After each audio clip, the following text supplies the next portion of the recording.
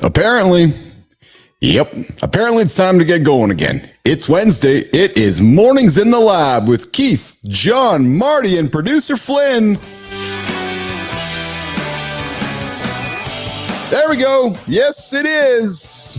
What's going on, man? Today is the day we are going to break free from expectations. Our series this week about dealing with men's insecurities and how we're feeling about ourselves and how we're tackling the day. Conversations you will not find anywhere else on the planet, right here on Mornings in the Lab with myself, CMarty, Jon Andersen, and of course, producer Christina Flynn. We go live at 8 o'clock Eastern time every single day, Monday to Friday here in the lab. Coming up at the bottom of the hour, we got Adam House with the Brick of the Week, a brand new weekly segment. And of course, we got the accountability check-in. We have the C-Fit tip of the day. We have the lifestyle tip with Jon Andersen and the creator spotlight at the top of the hour. And that's what we got going on the show today as I bring my crew in here this morning. What's going on, Johnny? Let's bring in Tina as well. Marty, what's going on there, team? How are you guys today? Good morning. Amazing. Rock and rolling. We are rocking and rolling here today on a Wednesday. It's rest recovery day for me. How's everybody today? I know, Jon, you've been just getting back into the saddle after your adventure with the Bears. And do we got any Bears stories today here on the Wednesday? Is Uncle okay up there at the cabin there, Jon? You know, I'll be honest. Uncle tried to blame me for drinking his gin, so I've been shunning his texts. And I was like, "Come on, dude! I don't even drink. You're trying to pin alcohol being gone on me. Come on, you know." Uncle doesn't. Maybe Christina took it to the wedding and she drank it. There we go. I love gin. I love it. There we go. That's it. All right. So here's the good news this morning. We're starting the show off with a great conversation. So a couple weeks ago, team, we invited somebody to join our team, Christina Flynn, and we have been actively working on building the business side of things here in the lab. And as you do that, and boys, and as you build companies and build systems, you need to put scalability and structure in place. So it dawned on me over the last couple of days, and it dawned on me over the last week, and it really dawned on me in the last 24 hours that, you know, as we are building our show and we're hanging out in the clubs and we're on our way to the arenas and the concert halls and the stadiums, we need to stay in control of this thing. We need to be the ones who are driving the conversation and driving the narrative and not allowing others to do that. So as a result, I'm going to set some guardrails, Marty, Johnny, Tina, on the show here. We want to have the conversation and the comments in the feeds. I welcome all of you. But if you're going to be a dick, you're not invited. Well, Marty, hit my button, Marty. Hit my button. Come on. Hit my button, baby. Smack. You know you're on the right track. So talk all the smack you want and have all the fun smack you want. There's been some great industries created in the wrestling world around smack everywhere. We want the smack, but we want to keep it in the guardrails of fun, because we are not going to allow 1, 2, 3 people to take this whole thing off the rails, because we might sit here with a few hundred people today with a few people taking it off the rails. But as we build this thing into the vision that we have, we're certainly not going to let the trolls take things over. So I just want to set the guardrails here that we want to have the conversations, and we welcome everybody in the feeds. But I don't even know if I have the patience for this 3-strike theory.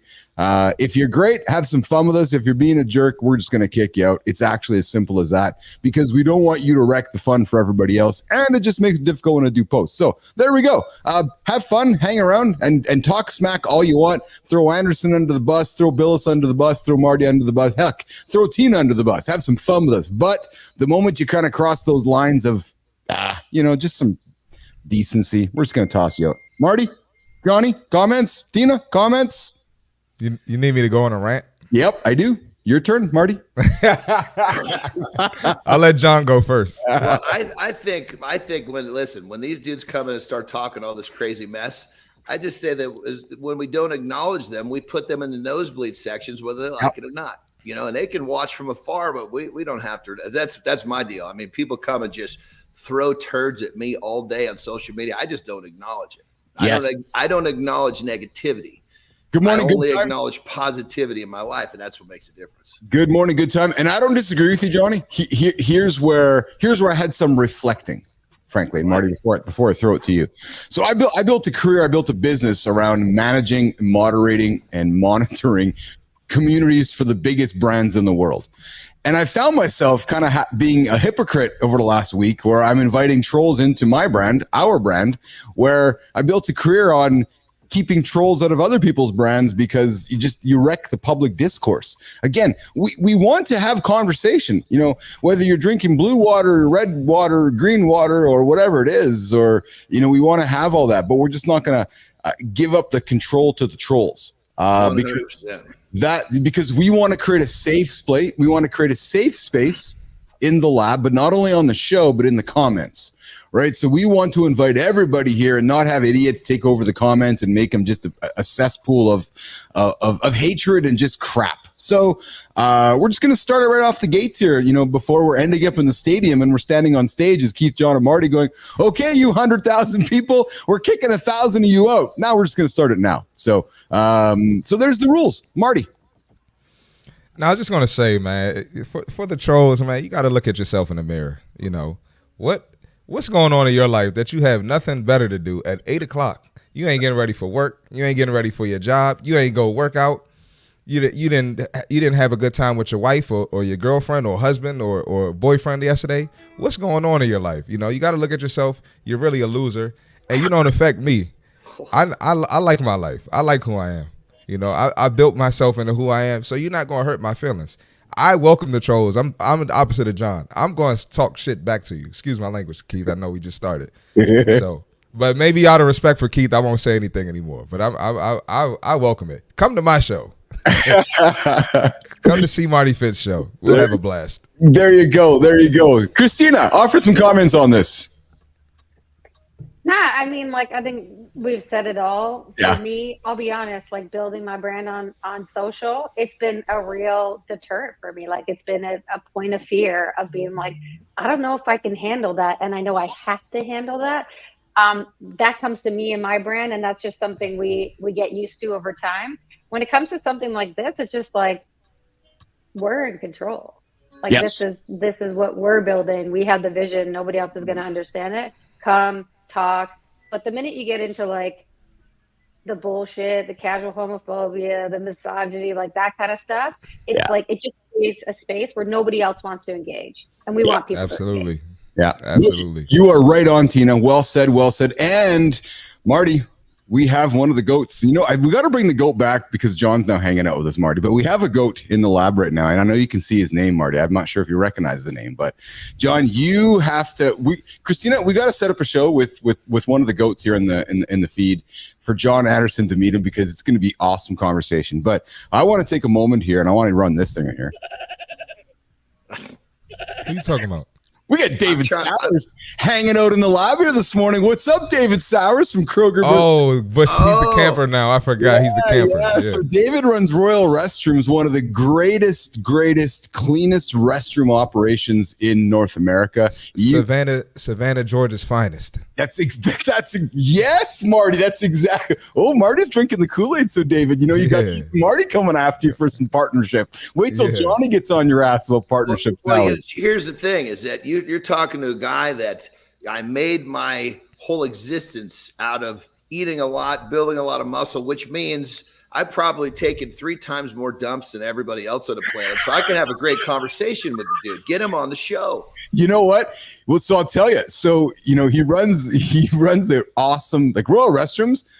So I've had David on a couple times here, and we're going to go into a couple minutes here about talking about this. I'm telling you, Johnny, I've watched videos, I've seen testimonials. They get the cleanest shitters on the planet. So if you're at an event somewhere, hey, up in Tahoe where you are, you got to get some Royal Restrooms up there for you, brother. Well, I'm going to say, here's the thing: is that in Tahoe I don't have it, so I'm a little bummed out. But in my primary home and my home in Mexico, we have bidets, and if his restrooms have bidets.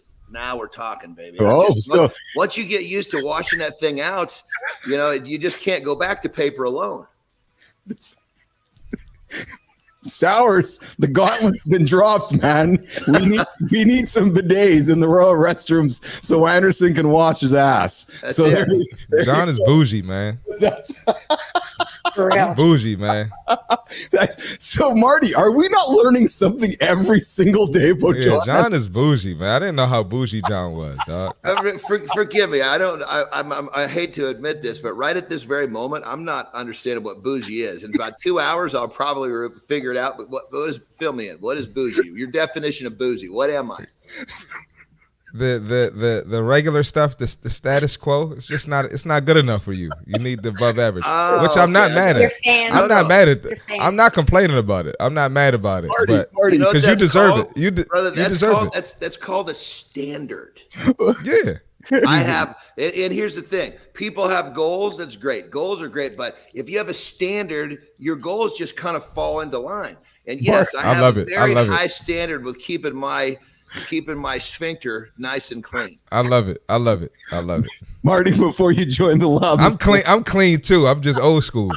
So don't sit here and think I ain't cleaning my shit. Oh, I'm not saying you're not. Listen, I wasn't saying you weren't clean, brother. I was just talking about me. Because here's the Sorry, thing. Christina.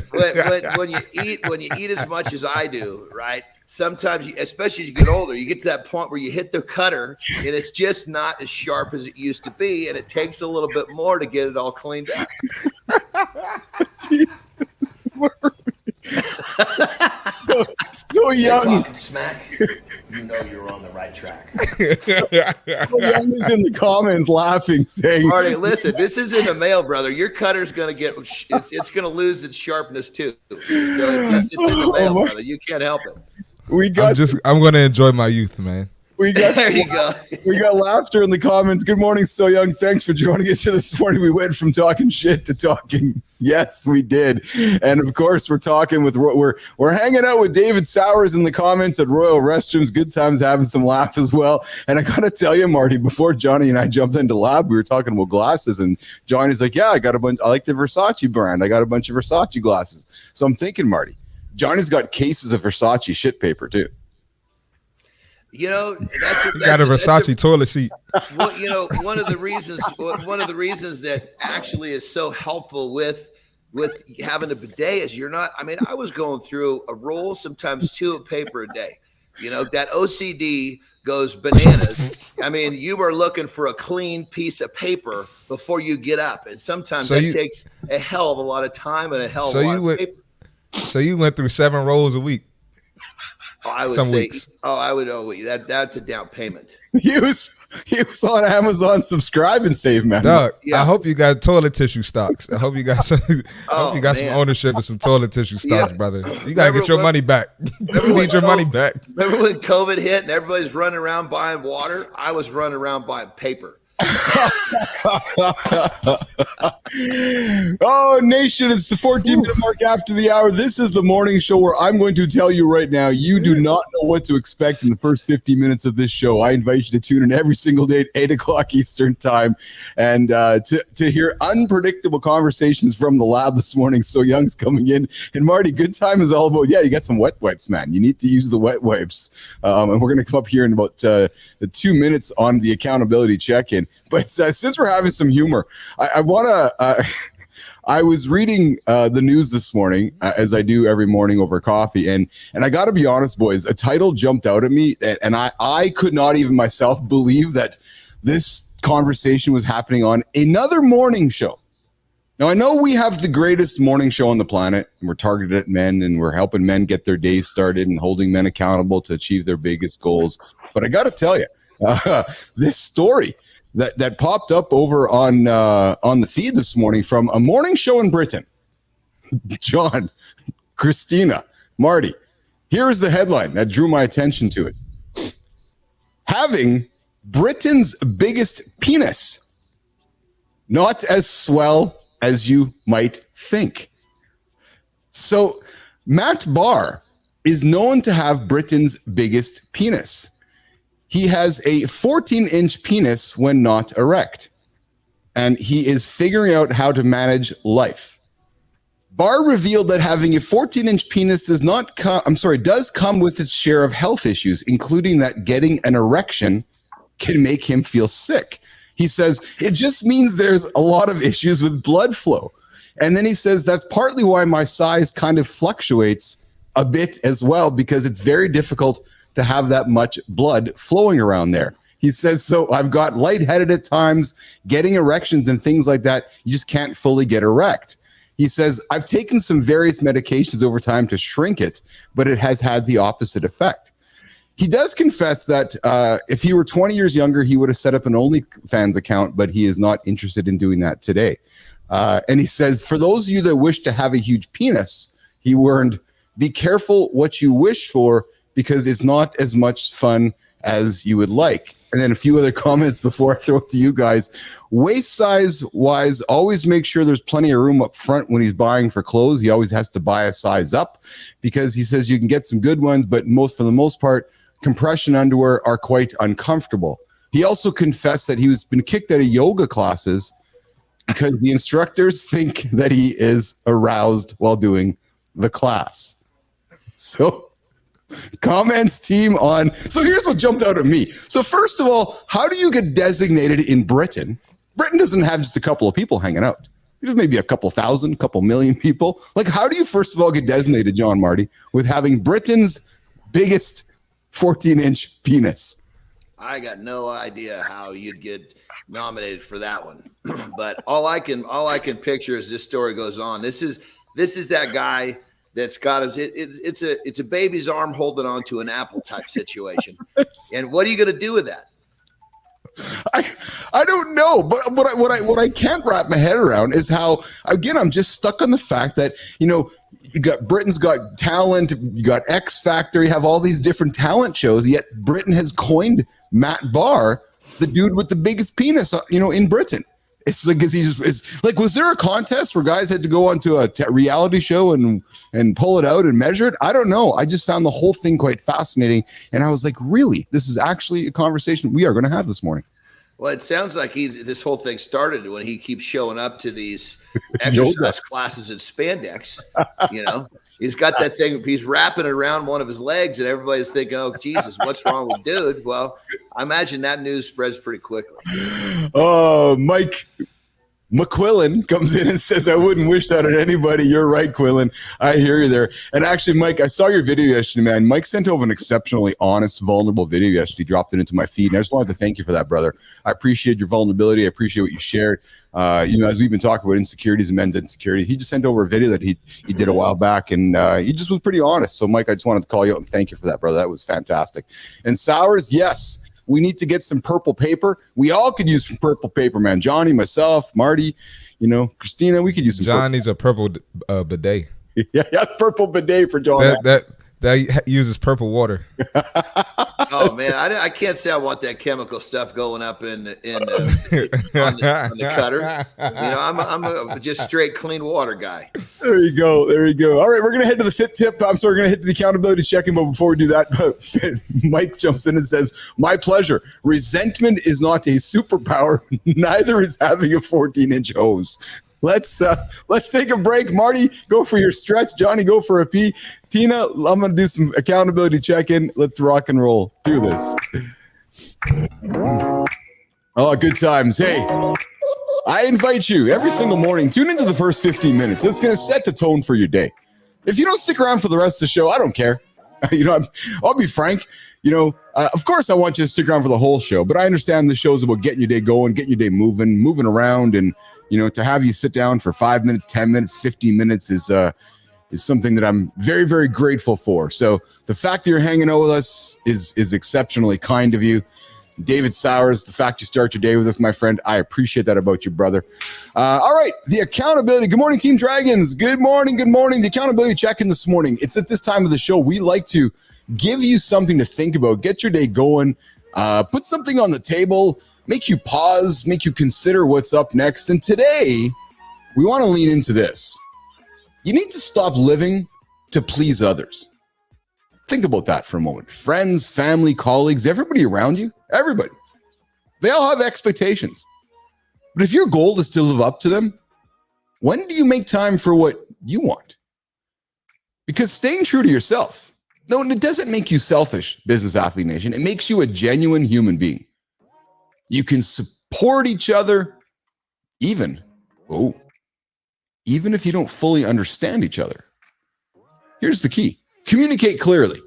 Give each other a safe space like we are attempting to create here in the lab. Encourage each other to do what brings happiness. Because you know what? It's possible to be kind and loving without bending until you break. So I invite you to be true to yourself. Inspire your friends, inspire everybody around you to do the same. When you do that, you live the life of a business athlete. And when you do that, you stop living a life pleasing others. Think about it. Everybody else around you has those expectations, but lean into your own. All right. This is the accountability check-in. We drop it every single morning here at around the 10-minute mark, 15-minute mark of the show, I should say. Yeah, exactly, Christina. I did drop it with no time for comments. Good times. Hey, see what happens here. Good morning, Team Dragons. What's going on here this morning? All right, boys and girls. So, Marty, Johnny, we ran a poll here. We're gonna welcome Adam House into the lab here in a few moments. Here, we're gonna continue our conversation with Adam. He joined us a couple weeks ago. We're gonna get into a segment with Adam called a brick of the week. I'm just trying to find my notes here.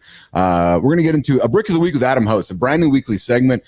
Adam's gonna talk about how you turn challenges into a competitive advantage. Adam was out in Los Angeles, I think Beverly Hills here, doing a 2-minute drill segment that they created with Apple TV. We're going to ask Adam about that as well here on the show.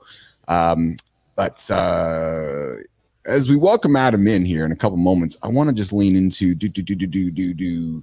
so boys, the last couple of days we've been talking about men's insecurities and the things that, you know, keep us up at night and keep the things that help us, you know, moving forward. The last few days we talked about, oh man, physical appearance, body image, career progress, financial stability, sexual performance and endurance. And then yesterday we tackled emotional vulnerability, expressing feelings, relationship stability, and authenticity. And as we continue our conversation with Adam, we're then going to lean into living up to expectations and fatherhood, parenting, and social status and popularity. But boys, I thought while we were waiting for Adam to join the show here today, I wanted to kind of lean into this topic.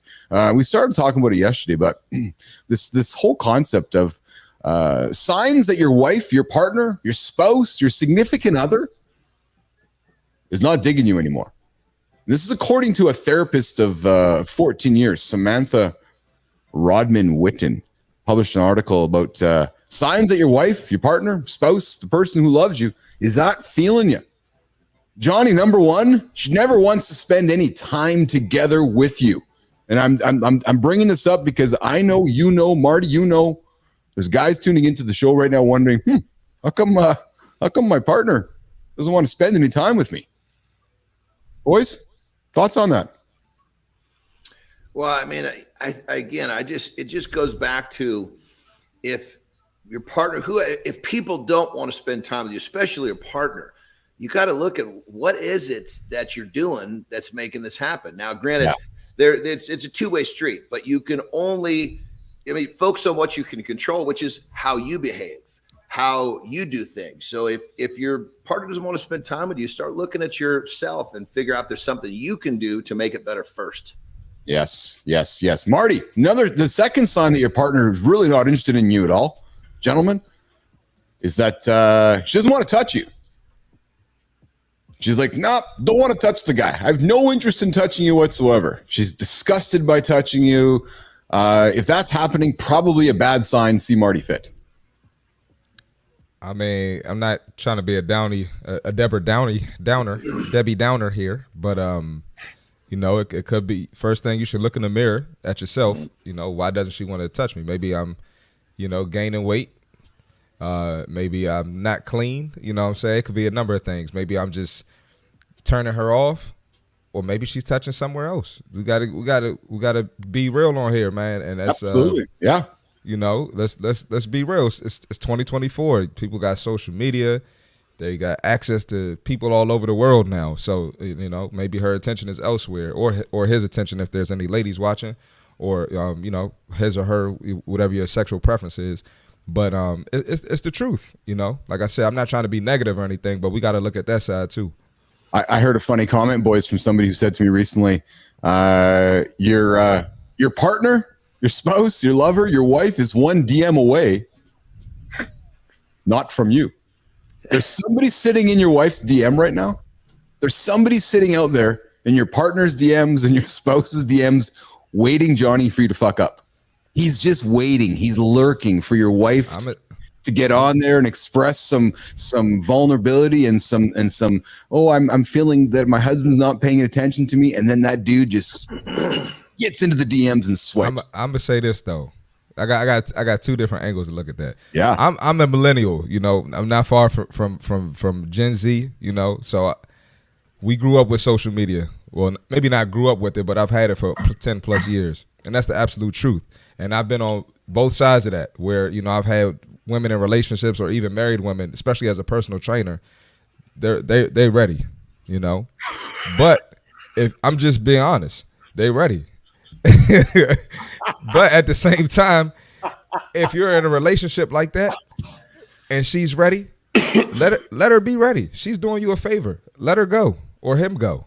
Let them go be over there, because that's not, you don't want that type of toxicity in your life. That's just going to mess your life up and mess your head up, mess up your mental. And it's a bad road. Nobody wants to be on in that world. Yeah, very just my opinion. Good morning, Real Deal Prime. Good to have you here this morning. What do you got on the agenda for your lift today, Real Deal? Love having you on the show. Thank you. And yeah, good time is most women don't move on till they have someone new. And I'm going to suggest most humans probably don't move on till they have someone new. So whether, you know, and I know we're talking to men here this morning, but you know, if you're wondering why things aren't happening, maybe there's stuff happening in the DMs there on the old IG. And Dean, hey, love having the comments in the feed. I invite your comments, invite all the banter. I will suggest though that we we want to keep some great guardrails to conversation up here. So the moment we kind of step outside the lines, we're going to invite you to leave the room here. Coming up in a couple moments, the CMarty Fit Tip at the bottom of the hour. Johnny, we were talking at the start of the show about just gifts and the credenza and stuff in there. If your wife is not terrified of spending money and spends a lot of money on things she wants for herself, but tells you never to buy her any gifts for birthdays or anniversaries, this is a bad sign. So she's spending money on herself, but the moment that you, Mister, is wanting to buy something, she's like, no, don't buy me anything. Probably telling you that she's not into you.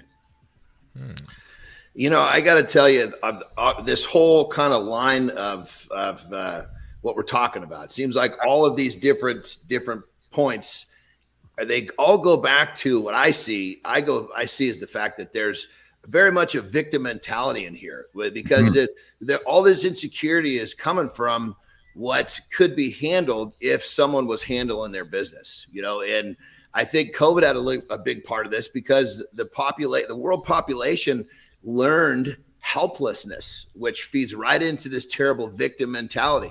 If something's going wrong around you, including something with your spouse or your wife or your girlfriend, take action.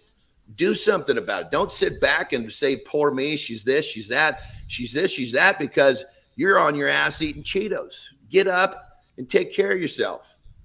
Well, I think that's the key message here, John. And I think what we're inviting, Business Athlete Nation, our listeners tuning in right now, is that, ultimately we know that you have the responsibility to make change yourself. What I'm offering up is signals or signs. Sometimes we all need somebody to say it out loud for us to have that awareness check, right? So, you're right, John. You're right, Marty. I believe I'm right with some of the things we're talking about. And there's somebody listening right now going, right. It was no different than, it brought to my attention about just some of the trolls we got going on here. I was like, yeah, I know that. Right. Let's do something about it. Right. So somebody listening right now going, my wife hasn't touched me in 2 weeks, or my wife hasn't wanted to be intimate, or here's another one. She just doesn't want to talk. She doesn't confide in you much to tell you anything funny or cute that happened that day. Mostly she talks to her friends and the kids. When you do say something, she seems irritated and wants to go back to whatever she's doing. She doesn't find you funny, Johnny. And she doesn't seem to think you have anything very interesting to say, Marty. She's waiting for that DM to slide into Instagram, Marty. Like I said, it's unfortunate. And being a trainer, I've just seen both sides, for men and women, because people open up to me.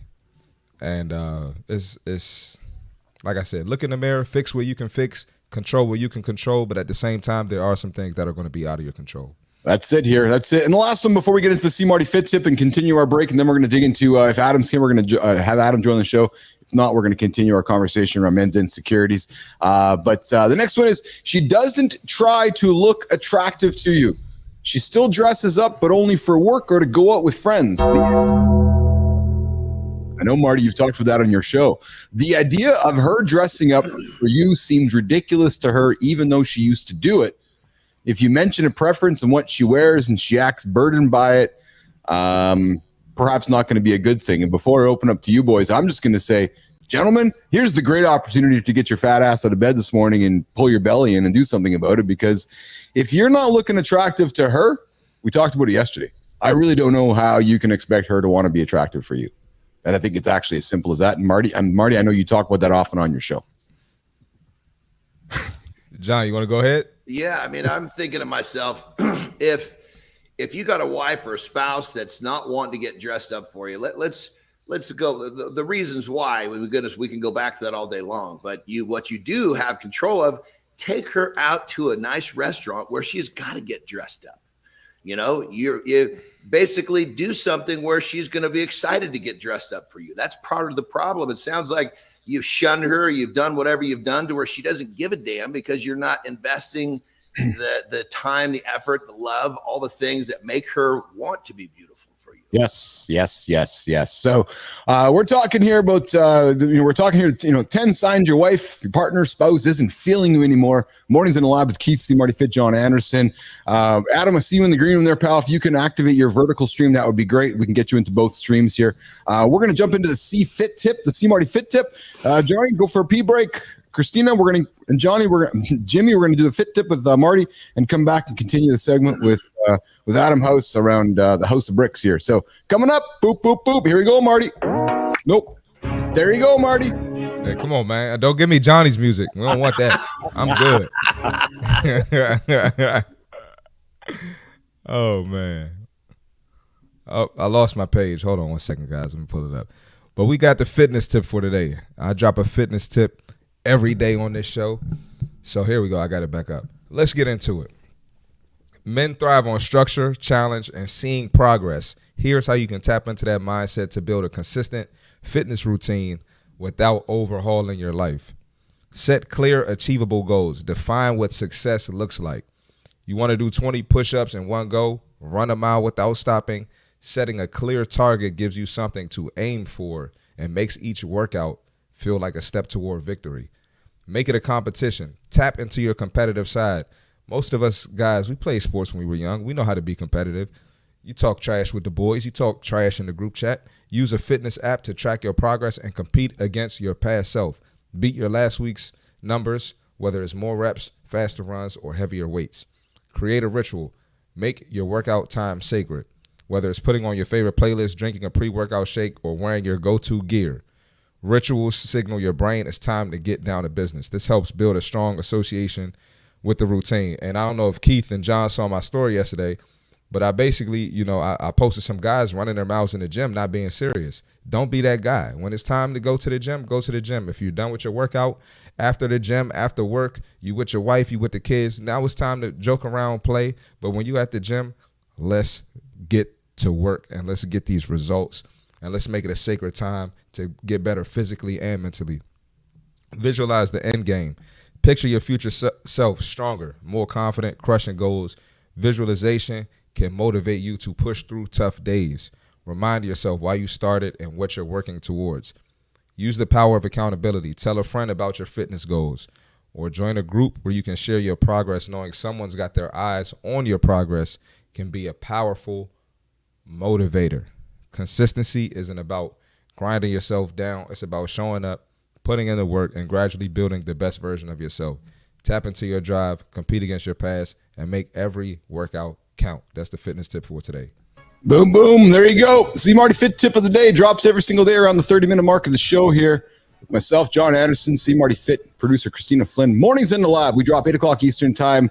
YouTube, X, LinkedIn. I invite you to subscribe to the channel, comment on the channel, like the channel, tell your friends about it, and come join us every single day at 8 o'clock. And good morning, Real Deal. Love the comments. Smash the like, y'all. Exactly, Real Deal. I appreciate your support. And we are going to bring in our friend, business athlete, joining us from Michigan here this morning. We got Adam House here, boys and girls. What's going on, Mr. House? Let's do this. Adam, what's up, brother? Hey, that was a big assumption that we're friends. After that last time I was on your show, your basketball comments, I can't get over them. They're just hurting me. When you mentioned Dennis Rodman in the top 5, man, so this is a chance to win me back. But that's crazy. You got a long road ahead of you. So we have an experienced entrepreneur of 27 years, former pro basketball player, Adam House, business advisor, mentor, the leader of the incomparable House of Bricks community. Great community, gentlemen. If you want to look for a community of, great leaders, great entrepreneurs, great advice along the way, Adam's got a great business there at the House of Bricks. Adam, you dropped something in my messages yesterday. We were supposed to do this yesterday, but you were hanging out in Los Angeles, and I think doing some TV stuff, Adam. Why don't you tell Business Athlete Nation and Marty and Jon what you've been doing here behind the scenes with Startup X, Adam House? Yeah, thank you. And thanks for the introduction. Got in late last night, but I wouldn't miss this show for the world, man. I really enjoyed it a couple of weeks ago being on. Great to be a part of it. But I was in LA filming a show called The 2-Minute Drill. So it's like Shark Tank. It's for entrepreneurs to come on, do their pitch contest. So many entrepreneurs focus so much on their product and their team.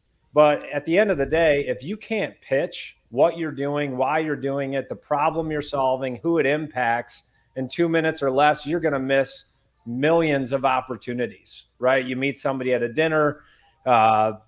Investors only give you 2 minutes of their time, even though it's a 30-minute meeting. They're not listening after the first 2 minutes. So if you don't capture them in that moment, you're going to miss opportunities. So I was out there filming with David Meltzer. It's in its 6th season on Apple TV, Prime, Roku. It'll be released in October. But we took 12 startup founders through our Startup X program, and they said, hands down, it was the best episode they've ever had because we put in the work, and it was just a great outcome. So cool experience for me, of course, but even more for our founders and the exposure they'll get with their businesses. That's awesome, Adam. So where can people find that show, and when will it be available to view? Late October, and again, it'll be on Apple TV, Prime, Roku, and a couple other streaming platforms. But look, it was a great experience for everybody. Yeah. So we're here to talk. We're here to kick off a new segment. Adam, you've been so kind to come join us here. We're going to do this weekly on Tuesdays, I believe is our goal here, 8 o'clock, 8:30 Eastern time. We're going to lean into something that, Adam's very passionate about, and it's going to be the brick of the week with Adam House. And we're going to talk about, Johnny, helping you turn challenges into a competitive advantage. And Adam, when you threw that on the table for me, I thought that was a great discussion for us to get into, and we'll lean into that weekly. Adam, where do we want to start this discussion today? When you talk about turning challenges into competitive advantage, maybe we weave it back to what you just came from in LA and the team that people were pitching to you. Was there some formidable challenges that those folks had to overcome to be competitive? And you see some out of that group that clearly had a competitive advantage? Well, your second comment, it was the most difficult vote I've ever cast. It was like trying to pick my favorite kid because I saw all 6 of these contestants where they were was absolutely terrible on their 2-minute pitch. And every one of them showed up at the high level. But again, success is not an epiphany. And that's what we talk about in the House of Bricks. It's doing the small things every day consistently for over a long period of time. And that's what makes the big impact. And so, the way I view obstacles is they're really just the raw materials for your success, right? Yes. Every obstacle is an ingredient in the success that you're trying to accomplish. So we talk about building life brick by brick, and you have that choice to carry adversity with you, and it's going to weigh you down, or you can lay it down and build a strong foundation. Because I've had success in my life, but the success only lasts for a second. And I'm not talking about in the bedroom. Just kidding. I don't know if I could say that, but I had to wake everybody up. Are people listening out there? You can say whatever. You can say whatever here at this point. you missed the first 15 minutes. So I heard some date conversation as I was plugging in. So why not lighten things up a little bit? We're all, well, at least I'm over 40, so things change. Anyway, back to my point here is it's not about the success. You really don't learn anything from winning, although I love to win. But you really learn through the struggle and the failures if you have the right mindset. Because there's a lot of entrepreneurs out there that are like, oh, I'm grinding, you know, I'm working. But like, where are you going? If you don't have the right destination, you're just grinding yourself into a pillar of salt. So it's really about setting the right destination, and then just turning those obstacles and adversity into stepping stones, which is more difficult than people make it seem. Yeah, absolutely. Johnny. I love that. You know, I mean, do you see problems or do you see opportunities? Do you see problems or do you see challenges? And I remind myself all the time, you know, the more difficulty, the more anxiety, the more stress an opportunity presents me, the bigger the opportunity. You know, they're directly correlated. You know, call it a big problem, big opportunity. And people just need to look at it from the right side. Are you looking at which side of the coin are you looking at? Because if you're looking at the problem, you're not looking at solutions. And so you got to flip the coin over and realize, yes, this problem, but damn, look at the opportunity attached to it. Let's go. Yeah. Marty.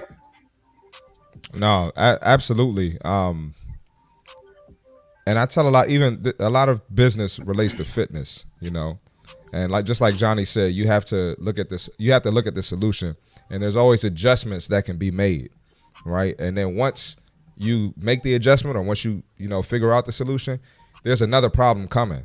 So that's another reason you can't get too caught up on the issue, because it's just like it's cycles. You know, there's going to be ups, there's going to be downs, highs, lows. So it's kind of like you're developing a skill set, and it's going to help you in the future. Adam, when you were the CEO, co-owner of the Rochester Razor Sharks, the basketball team you played on, were you guys? Did you guys win a lot, Adam, or did you lose more than you win? Were you 500 team, or where were you guys in the win and loss call? Well, they won 3 championships in 5 years. So in the PBL, I mean, they were the premier team for sure. Unfortunately, we did not win it the year I was there. I'm not taking any responsibility for it. No, I'm kidding. Nope. But yeah, they had won 3 out of 5 years, and we should have won it the year I was there. And I think we got a little complacent. So could have been a better outcome. I'd love to have that ring, but it was a great experience. But you made a comment which stands out to me, because you said you won 3 out of the 5 years. Because you guys were winning so much, Adam, and I think this happens often in business, when we're winning so much, we're masking all the falters in the back office. We're masking the mistakes happening over there. We're not paying attention to some process improvements that we can go along the way. It's not until it seems like time goes by, the CFO sits down with you, Adam or John, and is like, hey, we're going sideways. Oh, we got to make some changes. We got to make some cuts. Yet it would seem that if we were paying attention, Adam, while we were winning, that maybe we wouldn't have to make pivots when we start losing. Can we talk about that a little bit? Because once we win, we just love winning, but yet we just ignore all of the, I'm not going to worry about that right now, John. That's not worry. We're winning. Let's talk about this for a few moments, boys, about embracing while you're winning. You got to look even harder at where you're losing. Adam. Yeah, and this is not just related to basketball. Yeah. This is related to entrepreneurship. Yes. So we talk about building a strong foundation in your business. Do you have the right operating agreement? Do you have the right shareholder agreements? Do you have the right financial model, go-to-market strategy, partnership agreements? And I have seen entrepreneurs leave millions of dollars on the table because they didn't have the right operating agreement. They didn't have the right share classes. So they skip these steps along the way. And we talk about building a strong foundation, these 5 pillars of a strong business. And when you're having success, you ignore these. They don't want to pay their lawyer. They don't want to pay their accountant. Sales are coming in, money's coming in. Well, all of those things come back to bite you when you go to sell the company. Yeah. That's, and it's funny, Adam, because when we're setting businesses up, it's that stuff that nobody really wants to pay attention to. It's like, I gotta get my product fit. I gotta go to the market. I gotta go find somebody. And Adam, I'm often as guilty of that, as I've started things in the past, but you gotta slow down and go, no, wait a minute. We gotta get those I's dotted and those T's crossed, because when you do start winning, somebody's going to come at your knees and maybe try to knock you out, and you got to get that foundation set up first.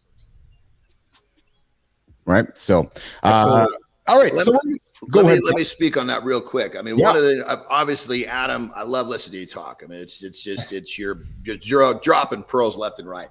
I always just try to simplify things for myself. That's how I find success, is simplification. I think the audience, can benefit from that too. So what I remind myself in this whole thing, this topic, is that it's not getting to that destination that makes me happy. It's the journey of things I'm doing that gets me there. So once I get there, all I do is ratchet it up again.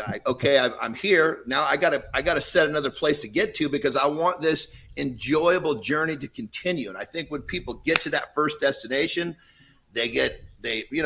secured is your worst enemy. They get secure, they get relaxed, and then things start going to hell in a handbag, and they're not realizing it's the path that made them. That was the juice is in the path to get there, not the destination.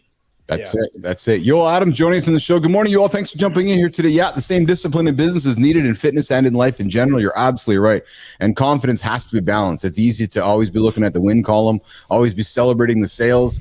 It is so easy to ignore what's happening behind the scenes that you have to pay attention to along the way here. So, Johnny, we're going to jump into a lifestyle tip with you here in a quick second, and then we're going to come back. And I think what we're going to do, and Adam, because you are, and we've been talking all week, Adam, about men's insecurities and where, how just kind of men are working themselves through society. And, it struck me, you're a senior.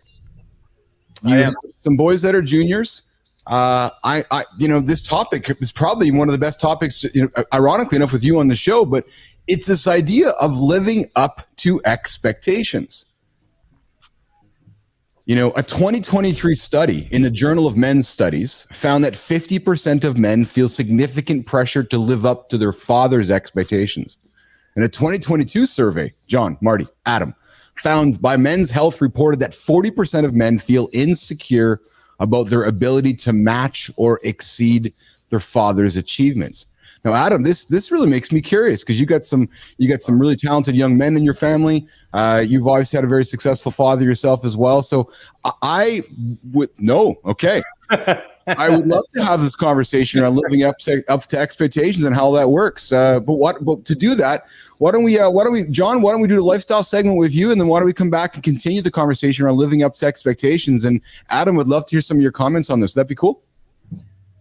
Yeah, so if that's tossed over to me, a lot of different layers to that. So you mentioned my father again. Like, what I've realized having kids now, being a dad, is that parents are just kids that grew up and had kids, right? Like, and so whatever environment you're raised in, you're inherently going to acquire different things, good, bad, and ugly. And I grew up in a difficult home, but understanding now, being a dad, all the challenges, my dad grew up, his parents were alcoholics, they were abusive. So there were things that he inherited that, he walked out as a dad towards us as well. And again, we talk about, we have a choice in life, right? To either,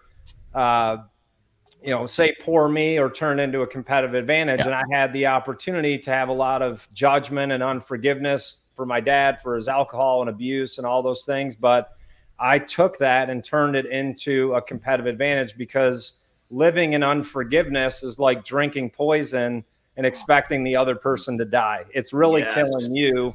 And so I was able to go through that process of restoration and forgiveness with him, and it changed me as a father. So with the expectations, it's tough because my kids, they have a lot of blessings. My wife and I have been married for 21 years, but we still have expectations on them. And I tell them all the time, like, I want my ceiling to be your floor, right? So whatever I've achieved, you need to build off of that. I'm not giving you the keys to the house. Okay. You're my son, my oldest just turned 18. And as a joke, in his birthday card, I put an invoice for his rent, so I was like, you're a man now, time to pay rent, So it's as a parent, You have to create accountability, discipline, room for failure, but they know that there's no expectation to achieve what I have, but they have responsibility to be the best version of themselves. And we create that environment, and it's tough. Yeah. Michelle Shea jumps in and says, thanks for joining in, Michelle. I got to break the cycle. Yes. And somebody has to break that cycle along the way. And Adam's been kind enough to share some of those, some of that story in his life. Sorry. So we're going to break for a quick minute. John's going to do a lifestyle segment. Then we're going to come back and continue the conversation around living expectations and so forth, and continue that chat here. So boys, let's do this. No, we're going to do this one here. Yeah. Johnny, I got better music coming for you, pal. Trust me. I got better music. I got to send something over. That's terrible. I know. Hang tight, boys. Hang tight. There you go. All right, let's get a lifestyle tip. We want something simple and actionable that can help you every day. So let's peel the layers back here. Let's distill. What do we want? We want to be happy. As people, we want to be happy. Well, if we can have a good day, especially every day, it makes it much easier for us to be happy. So here's the concept. We cannot control what happens around us, but we have 100% control of how we react to what happens around us. So when you're driving to work and you're in traffic and somebody flips you off and you get all bent out of shape, you just let that person control your happiness. So when someone flips you off, wave at him. Hope that he, tell him, hope he has a better day. What bottom line is, you are allowing yourself to get bent out of shape. So remember, you have zero control of what happens around you, but you have 100% control of how you react to what happens around you. And that is what controls your happiness. That's it. There's the lifestyle tip from Jon Andersen. You do have control. You have absolute everything. You got control over everything. Control what you're putting in your mouth, control over what you're saying out of your mouth, and controlling how you feel when somebody, gives you that reaction that makes you be pissed off. So take control of your life and do something about it. Mornings in the lab here, the lifestyle tip with Jon Andersen. We're talking men's expectations. We're talking about helping you turn challenges into a competitive advantage as men. We're talking right now about living up to expectations. And guys, and Adam, I want to look at you again for around entrepreneurship, right? Society measures men's worth, entrepreneurs' worth by their success, pushing them to the brink. Right? The endless chase. We know, Adam, you've been there. I've been there. That leads to burnout, mental health crisis, physical breakdowns. Talk about the pressure that entrepreneurs face and living up to the expectations of being one. And they have this dream, Adam. It's like, okay, I'm going to be an entrepreneur, be a successful entrepreneur. And they're sitting at the breaking point. What kind of advice do you give that person coming to you, privately knocking on your door in the house of bricks, Adam? Listen, entrepreneurship is tough. And now that I'm advising and coaching other entrepreneurs, I realize how difficult it really is, because when you're going through it yourself, you're kind of just like blind to the punishment and sacrifice that you're putting in. But most times that's all you can do, because you may have taken out a loan, you borrowed money from your parents. Like you really get far enough into it that you can't get out, right? Those dreams have now met reality. And I just tell people, and I've been very fortunate since even my senior year in high school, I've been around great people. I've been around great entrepreneurs. I worked for Dan Gilbert, owner of the Cleveland Cavaliers, founder of Rocket Mortgage, my senior year of high school. So just being around, there's really three relationships, that you need in life. One is someone mentoring you, right? Someone that is where you want to go. Find that mentor. The second is peer-to-peer relationships, right? Like Keith, you and I are doing. We're climbing the entrepreneurship mountain together. And then where a lot of people miss out, and it is the most life-giving and exponential thing you can do, is mentor other people. And so wherever you're at in life, you have accomplished something that you have to give to someone else. So if you work at a local gas station, there's people out there that don't have a job, that don't know how to get a job at a gas station. So go find someone and help them. And that's really how you 10x your life, is helping other people. And with those three relationships, that's how I've really been able to multiply my success. And that's what we're doing with the House of Bricks community. So we don't have profile envy in the House of Bricks. There's top CEOs, there's up and coming entrepreneurs, because we can all learn from each other. Marty, Jon, Adam, this is a challenge. Social media, and Adam, again, I'm going to look at you, pal, because we're both building our businesses here again, and social is obviously a big part of that. Social media is turning every human being, Johnny, it's turning men, females, it's turning us all into imposters. Marty, men are living double lives. One for social media, one for reality. They're getting up in the morning, Adam, putting their entrepreneur hat on and putting a face on in front of social, and then they're going back and they're losing themselves in this race to appear successful. Talk about this idea of this fake idea of appearing successful and not embracing the journey of getting to success. Marty, start with you, man. You spend a lot of time. You're the younger part of our demo here. IG and social is a big part of your life and your friends and so forth. Talk about reality and fakery and so forth, Marty. Yeah, so unfortunately, social media has made people want to get to the success quickly. Yeah. Right. And so I guess, guys in your generation, Johnny, Keith, and Adam, they couldn't highlight, or I guess they couldn't document their journey. So now, and people have access. You can rent a Lambo and post it and make it look like your life is, something that's not. You could have you seen they have like little studios that look like the inside of a private jet? Yeah. You can rent it out for an hour and go take pictures in there. You go take pictures in there, it looks like you're on a private jet. Yeah, so there's also so much access to things that can make it look real, but it's fake. And it's just the culture now, and you can't get caught up in it. I've made the mistake in getting caught up in it. Being a younger millennial, younger solopreneur, and it can really throw you off. And just like Adam said, real life can hit. I've had experiences. Business loans, business going low.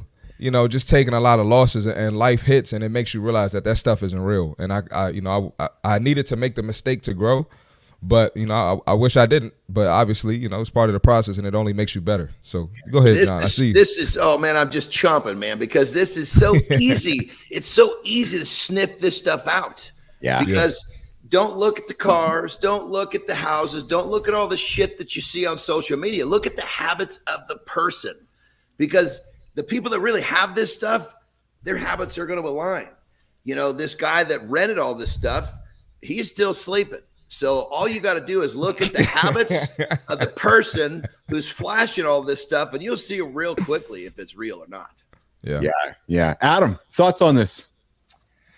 It's social media is a tool, right? And you can either use it or it can use you. Those are the options. So you have to ask yourself, who's the tool? Is it the platform or is it you?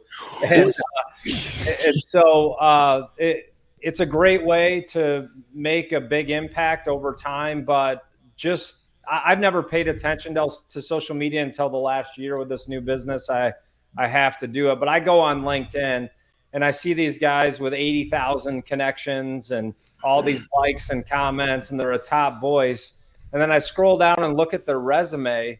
They've never had a job, bro.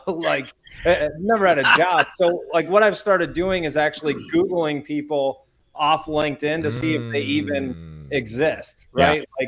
I'm sure you have some press releases, Keith, about you or businesses you've sold, whatever. And, CMarty, I don't know about those our generation comments. We're not that old, bro.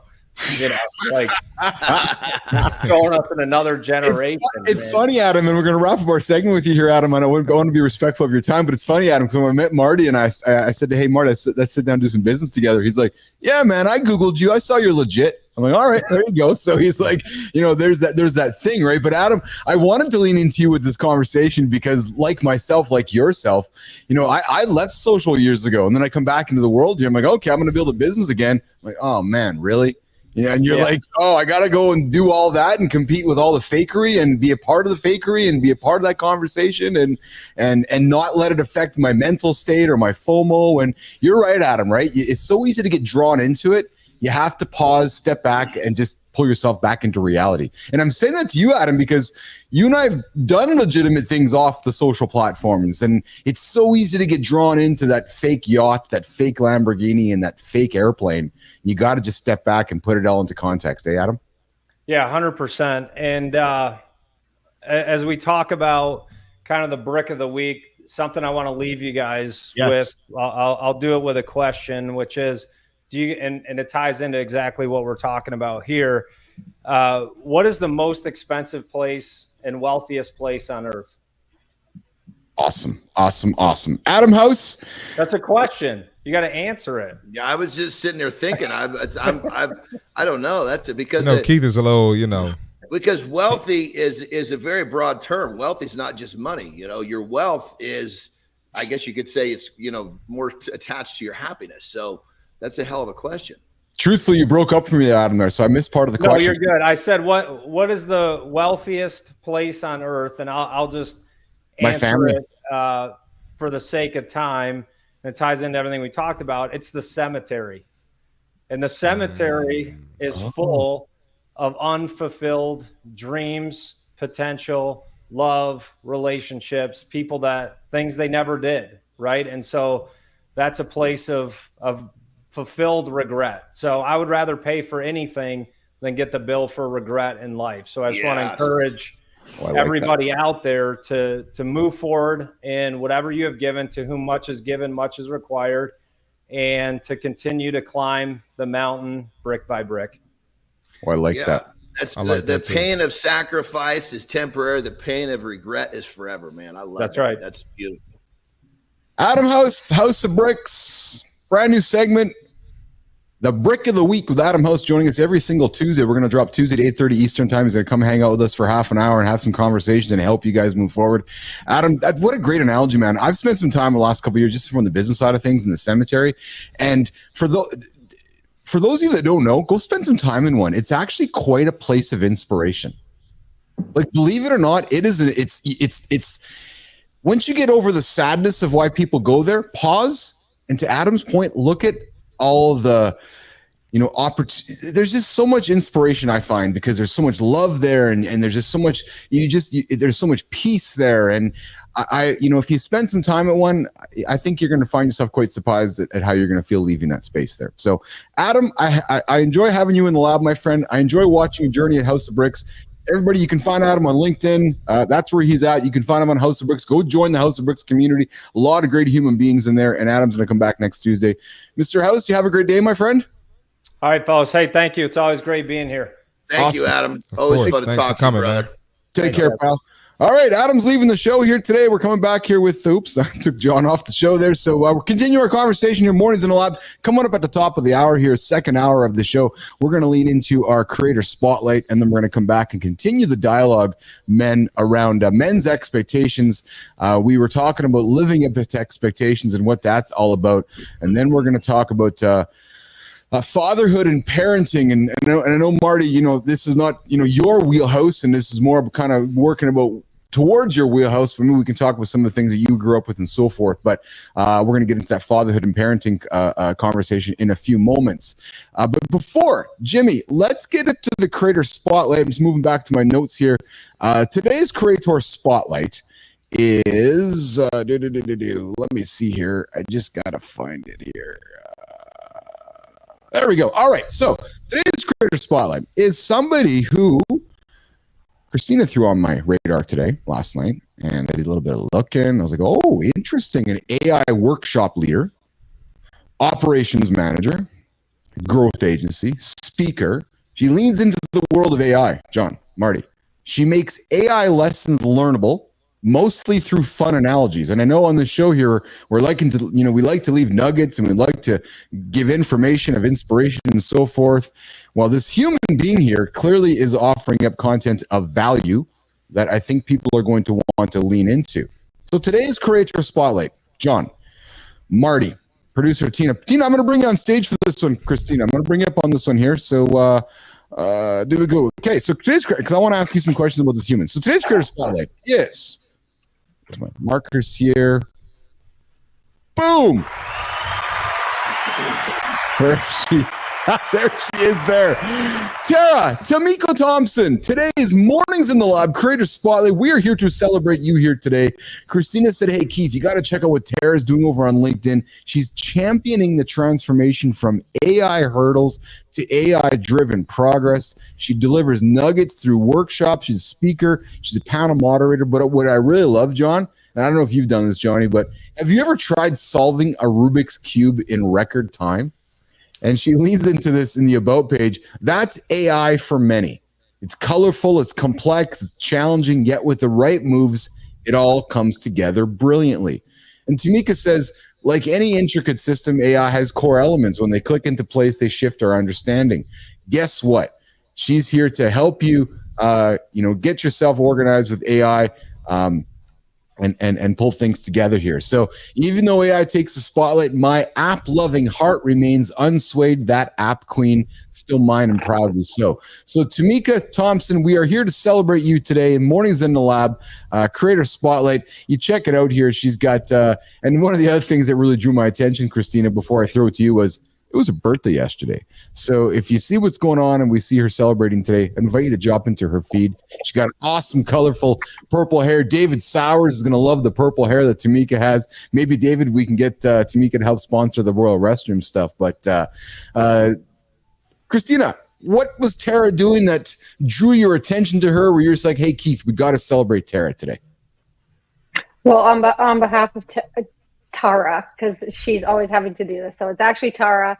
And I came across her, I don't know quite how long ago, but we bonded just based on our love of AI. And what I learned very quickly is sort of like a lot of us on the show, when you've been through it, when you're a little bit older in your journey, when you have life experiences, you just look at the world and you look at these opportunities like what we're seeing with AI right now very differently.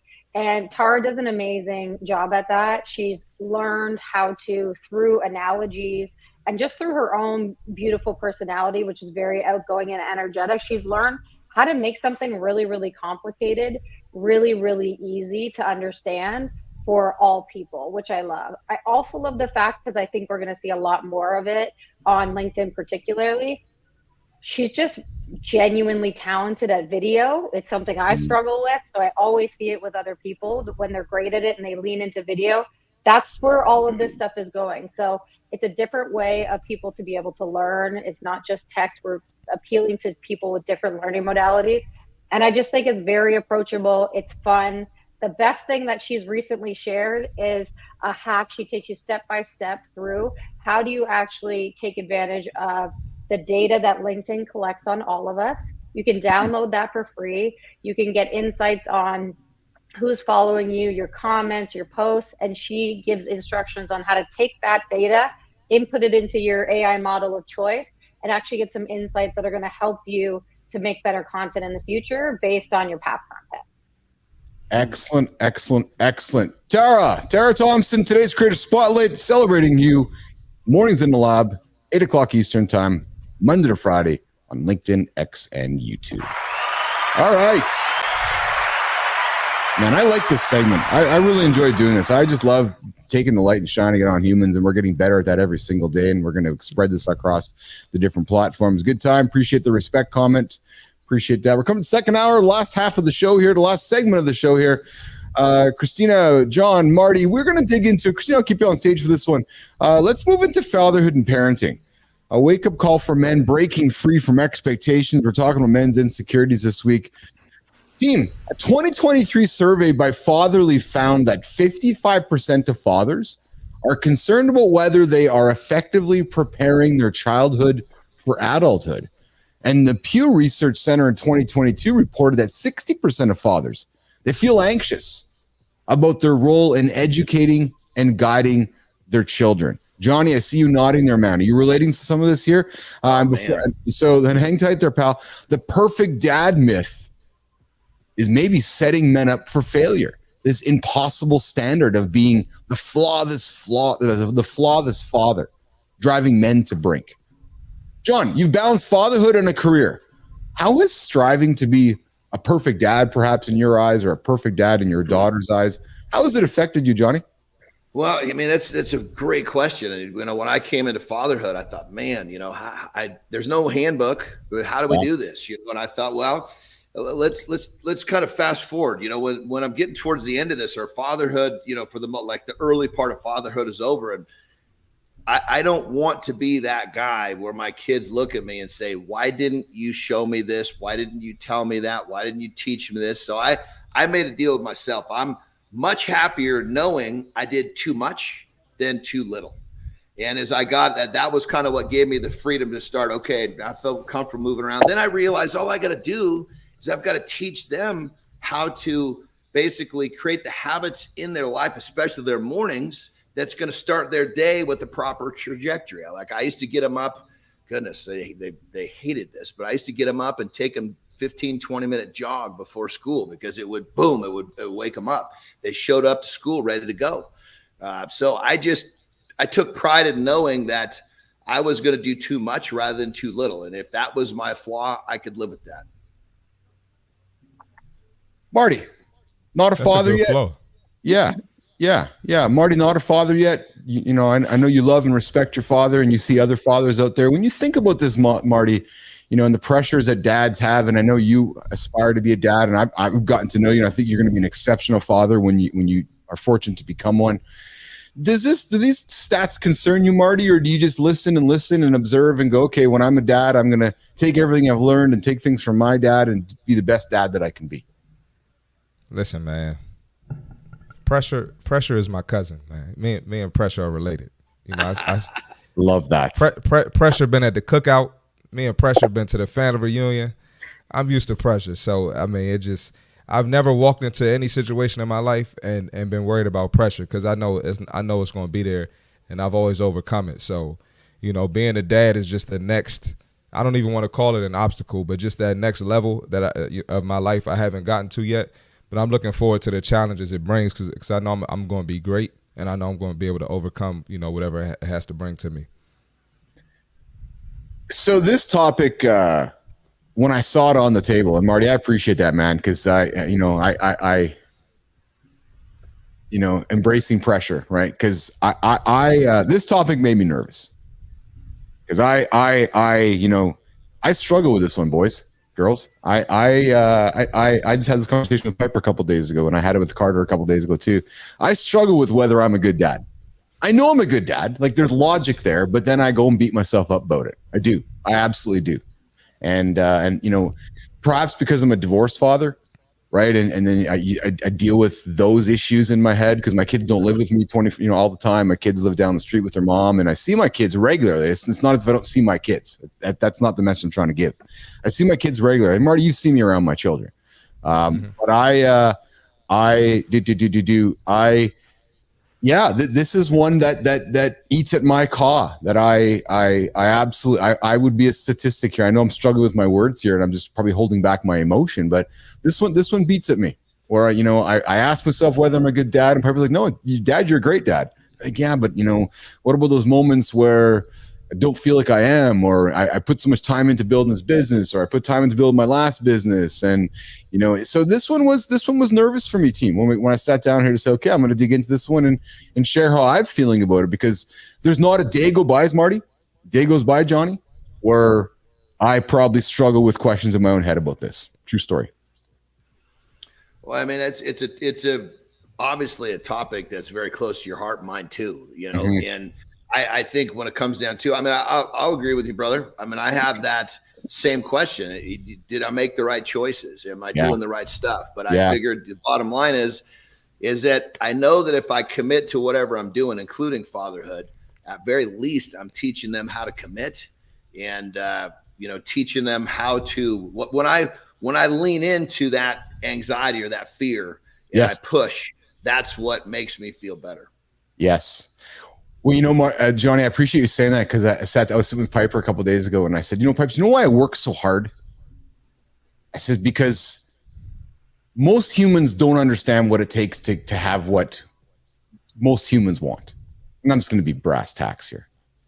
Most humans want to have a lot of money. And anybody who wants to disagree with me can fuck off, because I know you all do. It's true, because money does change your life. It improves your quality of life. And I know that wealth is all measurable about family and everything, but you tell me one human being that doesn't have money, let me back that up. You tell me one human being that doesn't want to go make money. You tell me one human being that doesn't want to go and try to make the most money for their family and change people's lives.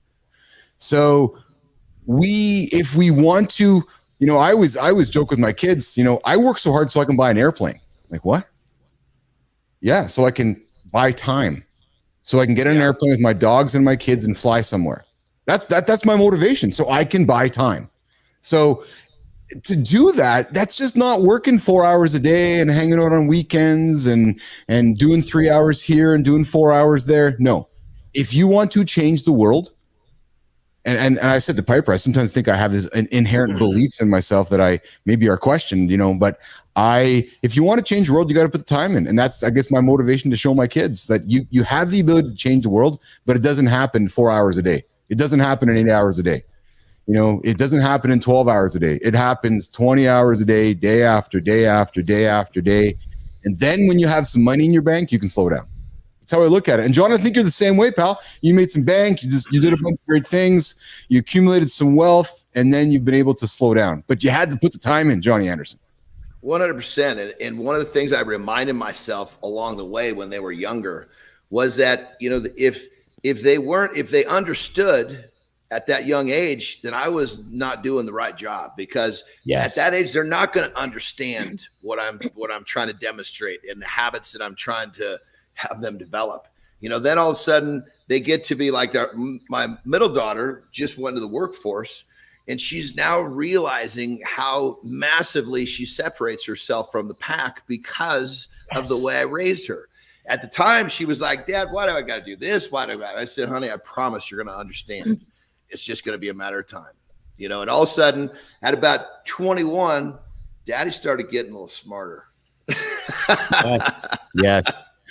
But Jon, that's exactly it. And that's what I'm attempting to show my kids, which is one day they're going to recognize that they're going to want to move mountains as well. And moving mountains, as Adam said, is not easy.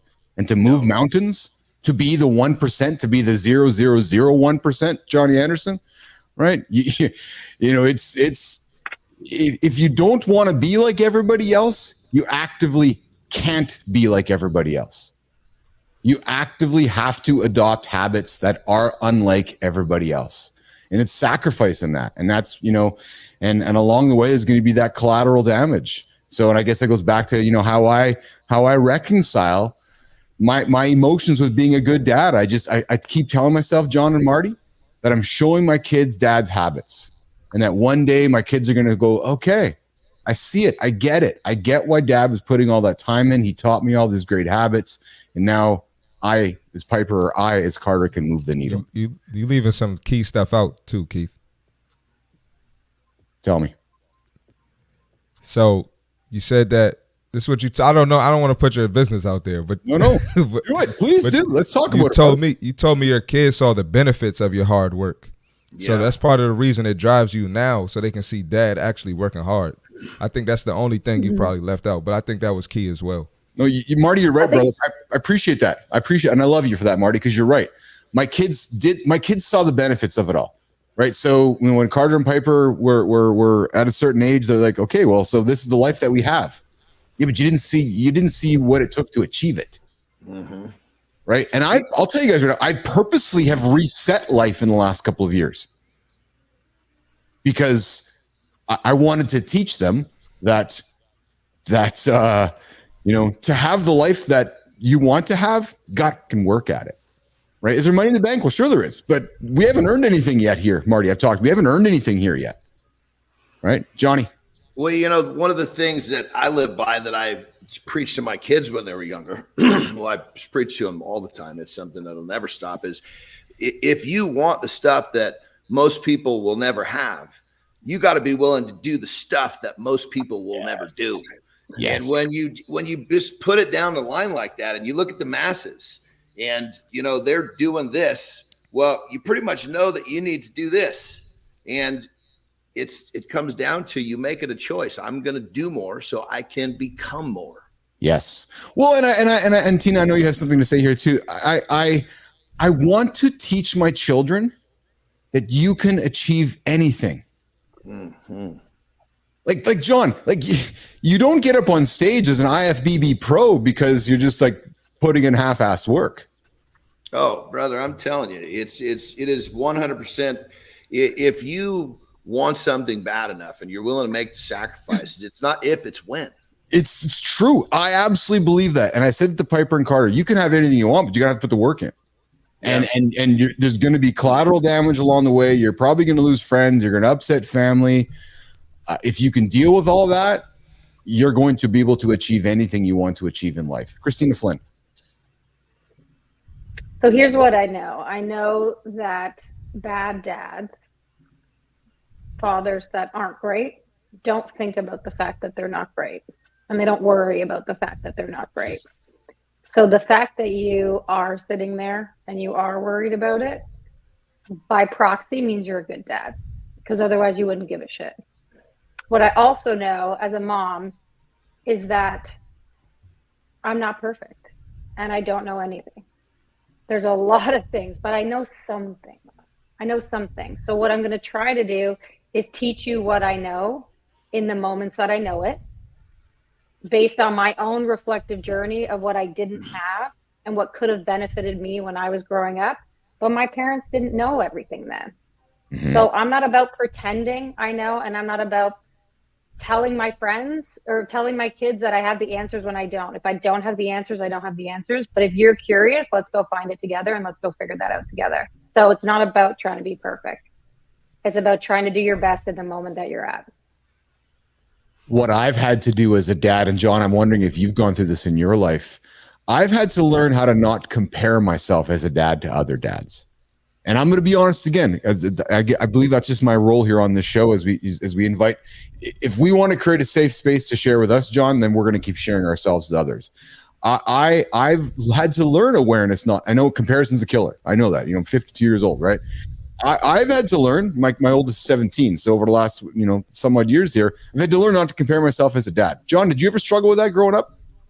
When I was basically when I was raising my little ones, of course, you're taking them to school, you're meeting other families, and I quickly realized that, holy God, thank God I'm not like the other dads. Mm-hmm. And so I use that as okay, if my kids, start referencing that I'm like their friends' dads, I'm slipping.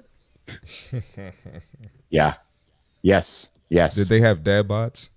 It wasn't even about the dad bod. It was just about, granted, that was a side effect, yes, but it was the way they lived their lives.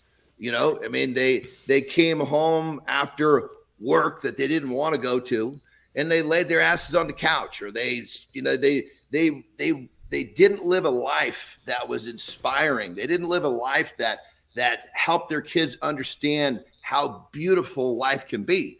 They were living a life that they were leading by example into a very narrow, boring, unfulfilled space. And that's what their kids were learning. And I was like, I'm not doing that.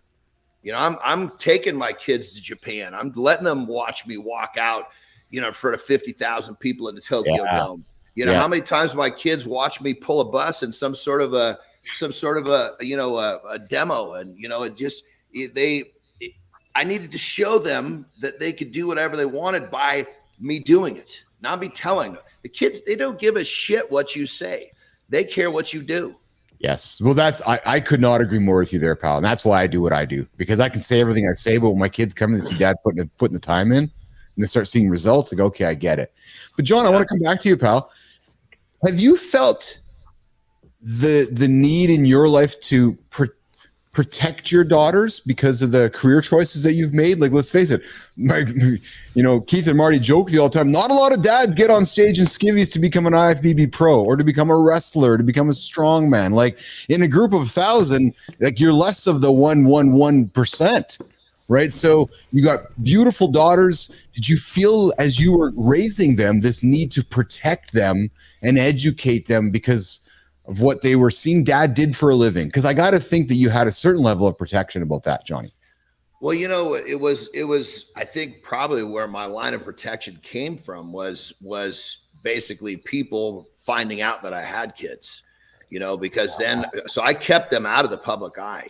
Yes. It was like, when they came with me to different shows or different events, they were tucked away and out of the general, they weren't in general seating, and they would be basically brought backstage and brought into a room, and then I would go into the room. So I really protected them from, I guess you'd say the people that are just looking to cause trouble. I mean, my poor wife, goodness gracious, she of course was an adult. So like she would deal with stuff like, females would come up to her and say, so you're Jon Andersen's wife. And she'd say, yeah.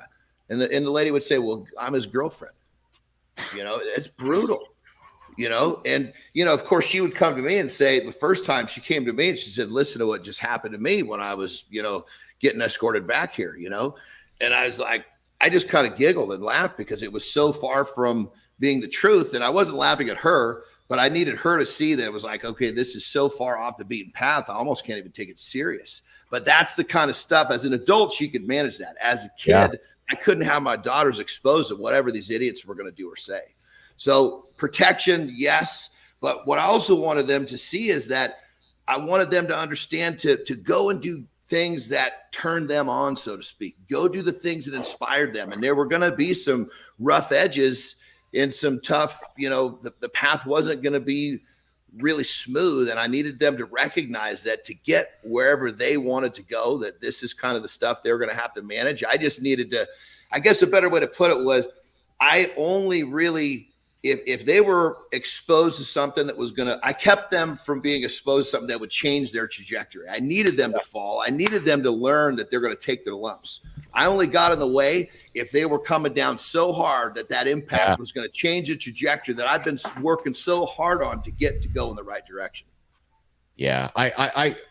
I can't imagine some of the stuff you had to protect your daughters growing up with, like just, keeping that secrecy and working with Terry on that, because let's face it, the professions you chose were, people have opinions and perceptions and will say smack and say shit and most of it untrue. And they're talking smack. You're on the right track. Exactly. I had to teach them that too. I said, look, your friend, whatever the name is, Julie's father. You don't ever hear anybody talk about Julie's father because he doesn't do anything outside the norm. Yes. And they only pick on the people that are stepping outside the box. So be glad that they're picking on dad, because, that means that dad is doing something that inspires him. But on that level, kind of funny, my middle daughter actually said to me when she went to middle school, right? So I used to drive my kids to school, pick them up. I love that, She said to me, she said, Daddy, I don't want you to take this the wrong way. But I don't want you to come to campus anymore, because it was getting to the point where even me dropping her off, it was obviously the way I look, the cars were dropping her off in. Yes. It was just like, she was so tired of defending me. It was just easier if I wasn't there. And I said, sweetheart, if this is what you want, I have zero problem. I don't take this the wrong way. I love you. And I will absolutely respect your wish. That fascinates me. That's crazy, man. So I had to literally, I would pick her up a block away from school because she left. That's where she was more comfortable with picking her up. Then, then high school came around. It was still a little bit in the beginning, but then all of a sudden people kind of started, your dad this, your dad does that. Next thing you know, it started turning in the right direction for him. People are losers, man. Yeah, that fascinates me though. And maybe one day when there's lots of comfort, like I just would love to sit down and talk to the daughters and like what was it like growing up with dad of Jon Andersen, right? Like it's like you hear people, like Marshall Mathers' daughter, or I was getting to know Colonel Angle a little bit, like his kids, right? Where I've watched some Instagram stuff where he's dropping his kids off at the school bus way down there, because I'm thinking the same thing with you, John. I'm not showing up at school in the G-Wagon or the Porsche and, my physique and my Versace glasses because people are looking at you, right? And right. And it's and in some ways, John, I can relate because I with my peers, was not like any of the other dads as well. right? Dressing differently, hanging out differently, doing things differently. And there's just, it's a whole different lifestyle. Adam comes in here in the feeds here. We can only do so much with the time we make. For me, it's a question of influence. Have I done enough to prepare my son for the real world? And John, you've talked about that with your daughters. Have I done everything you can? And then Adam says, it worries me constantly where my daughter is the polar opposite. Top of her class, loves competition. It's tough. Yeah, when we have multiple kids, Adam, we're looking at all of them wondering, they're all so different. Pulling the levers, right? Pulling the levers. So, all right. So we're coming to the bottom of this conversation. I think we can probably extend this one, Christina, much deeper actually, and have some more people around the panel, because it's there's no right or wrong answer with it, right? And it touches all of us, right? Jon had different experiences. I do. Marty's going to be. Adam's talked about his experience, and this one tugs on everybody's heartstrings here. This idea of expectations and fatherhood, and are we being a good father? Are we being a good parent? And those expectations that come with it. So another awesome show, team. 90 minutes in, we're wrapping it up. Adam House joined us here today. We started the show off with talking about the dude in Britain with the world's or Britain's biggest penis. Again, we're curious to know how somebody biggest penis in Britain. That's how we started the show, and we're finishing the show with being a great father. Christina, how was the show today? Talk about a dichotomy. It's good show. It was a good show. Listen, we like to have fun. It's an interesting topic. I got empathy for the guy. It sounds like it's actually not a really great road. So I got empathy for the guy. And yeah, this is the type of topics that are going to come up in addition to, hey, I don't know if I'm being a good dad. And what does that look like? If those two things can come up in a show, that's the show I want to be a part of. Exactly. The unpredictable show that starts every single day, 8 o'clock Eastern time on YouTube, LinkedIn, and X. Mornings in the Lab with Keith Bilous, CMarty, Fit, Jon Andersen, and producer Christina Flynn. Like she said, we're helping you guys get your day going. Tune into the first 15 minutes. That's all I invite you to do. And if you like those first 15 minutes, I'm probably betting you're sticking around for the rest of the show, because it's madness and unpredictability. Andersen, going around the table saying goodbye. What's going on today, brother? Goodness gracious. I've got another fun day ahead of me. I'm going to go get some shoulders after this. I'm really excited about some client calls. It's just something about when I connect and I get to talk to my clients and I get to help them see things from a different perspective. It really lights my fire. So that's probably going to be the highlight of my day, other than having a really, really nice, enjoyable dinner with my wife. Nice. And awesome. we're gonna do a little traveling, so we're gonna go down to the coast. So that's gonna be fun too. That's awesome. Marty, what's going on for you today, brother? I got a big back day today. Yeah. Same as Jon. Got some more clients, and that's about it, man. Just chilling. Just another day. That's awesome. Producer Flynn.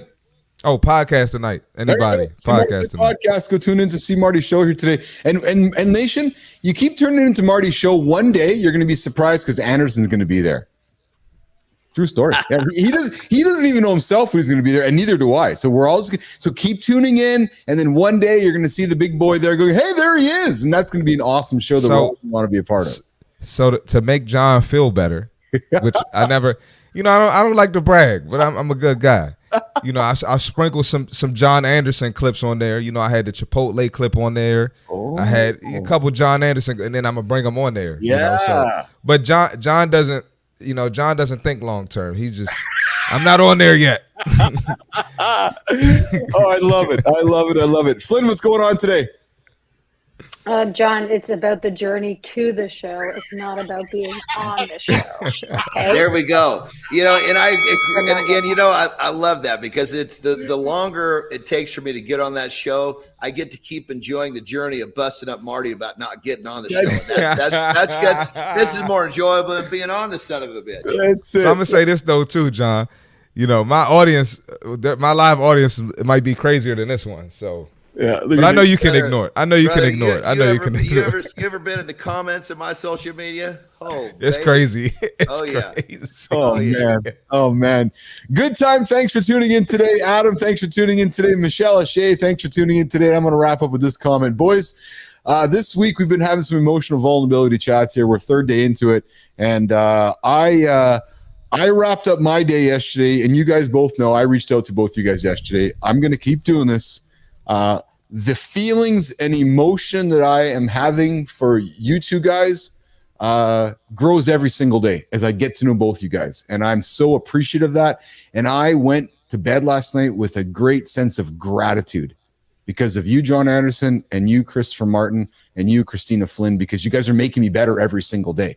It's true. I'm noticing it. I go through my day and I think of things that you say, Anderson. I think of things that you say, Marty, and things that you say, Flynn, and it makes me better. So I'm hoping that people tuning in right now, we're doing the same thing for you. So we drop here. We got big plans here for the show. We're going to keep doing it every single day, Monday to Friday, 8 o'clock Eastern time. Like it, comment on it, share it, and we'll see you guys tomorrow. We got a guest. Oh, we got a big guest tomorrow, Rich Ingram. If it all works out, Rich going to join us tomorrow.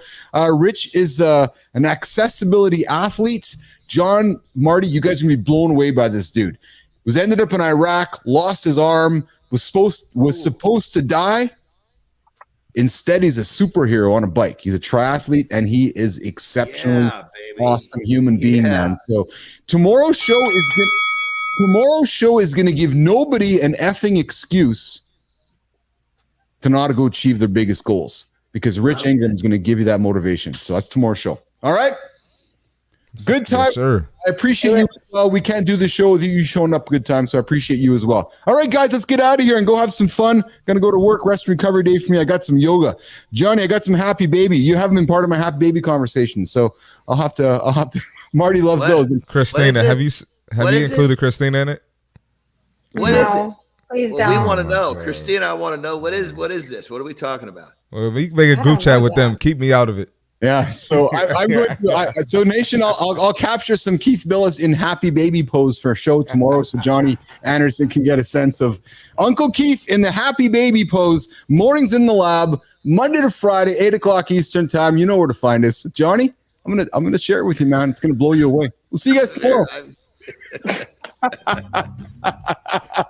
Where's my sound effect?